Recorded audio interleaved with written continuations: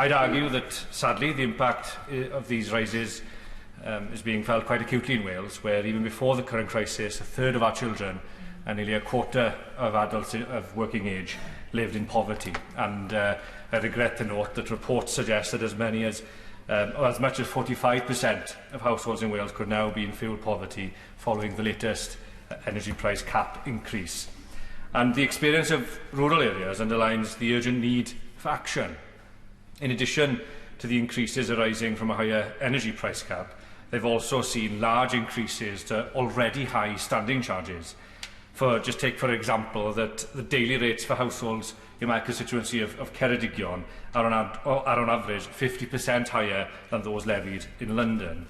And compounding the crisis for my constituents is the fact that some 35% of households are not connected to the mains gas grid and as such rely on heating oil. On average, they have seen a 150% increase to the cost of their fuel deliveries when they are able to receive deliveries, that is, as they are not protected by the energy price cap. And however, rising energy prices not only squeeze household budgets, but coupled with higher fuel prices, they also threaten the rural economy and risk stoking a wider social crisis.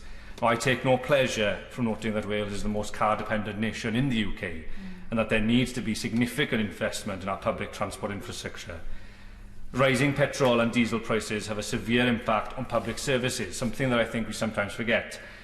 When pump prices increase, maintaining rural bus routes and school transport services become harder. And perhaps more worryingly, it means that crucial workers like social carers are finding it difficult to afford to work. In a constituency like mine, where there is a higher than the national average of people of retirement and elderly, this is a particular concern of ours. Now, some short-term relief could be gleaned from the Rural Fuel Duty Relief Scheme, and I'd urge the Government to extend it to Wales. Now, the crisis is having a real and immediate impact on people across the UK, and it is amongst the most pressing issues requiring government action. And as chair of the All-Party Parliamentary Group on Fuel Poverty, I'd urge the Government to seriously consider proposals put forward by the National Energy Action for a new social tariff to enhance protection for those most vulnerable customers. Such a proposal should be accompanied by efforts to increase the visibility and the support offered through schemes like the Discretionary Assistance Fund and the extension of the Warm Home Discount and winter fuel payment to all low-income households. Now, doing so would address the short-term pressures emanating from higher energy prices, but a long-term solution would be a significant increase in funding for energy efficiency measures, and in particular, the Government should bring forward Eco4 legislation without delay to ensure that insulation measures are installed for the poorest households as soon as possible. Mr Deputy Speaker, in conclusion, the reports and the discussion this afternoon suggest that the Chancellor may well be contemplating a one-off windfall tax on energy companies as a means of partly funding such a package of support.